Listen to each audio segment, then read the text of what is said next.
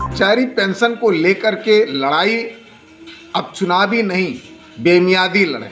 कारण वर्ष 2004 से आज तक लगातार कर्मचारियों ने अपने पेंशन के लिए, जो कि उनकी न्यायिक मांग है, उसके लिए एक दो नहीं सैकड़ों लड़ाई लड़ने का काम किया, विधानसभा घेरने का काम किया, मुख्यमंत्री, प्रधानमंत्री, मंत्री से मिलने और ज्ञापन देने का काम किया। लेकिन सत्ता से बाहर जब सारे दल होते हैं तो कर्मचारियों की समस्या उन्हें समझ में आती है, वो पेंशन की बात करते हैं। लेकिन जब वो सत्ता में पहुंचते हैं तो कर्मचारियों की समस्या को वो भूल जाते हैं। विपक्षी दल भी सिर्फ चुनाव में पेंशन की बात करते हैं, चुनाव बीत जाने के बाद वो पेंशन का मुद्दा सदन में उठाने का काम नहीं करते। ऐसे में किसी दल, किसी व्यक्ति के दम पर हमें अपनी लड़ाई नहीं लड़नी होगी।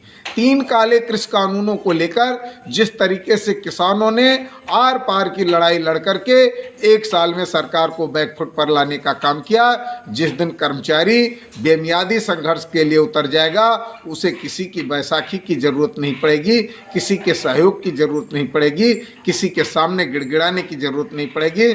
सरकार खुद घुटने टेकने को विवश होगी।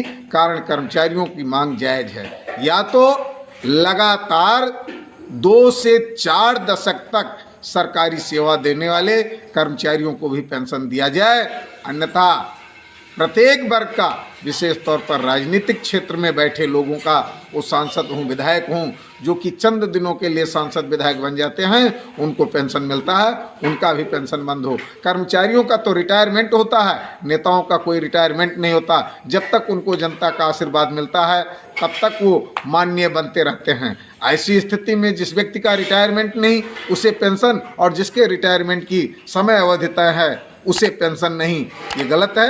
कर्मचारियों को इसके लिए एक बार पुनः वो भी आर पार की रणनीति बनाते हुए हुंकार भरना होगा।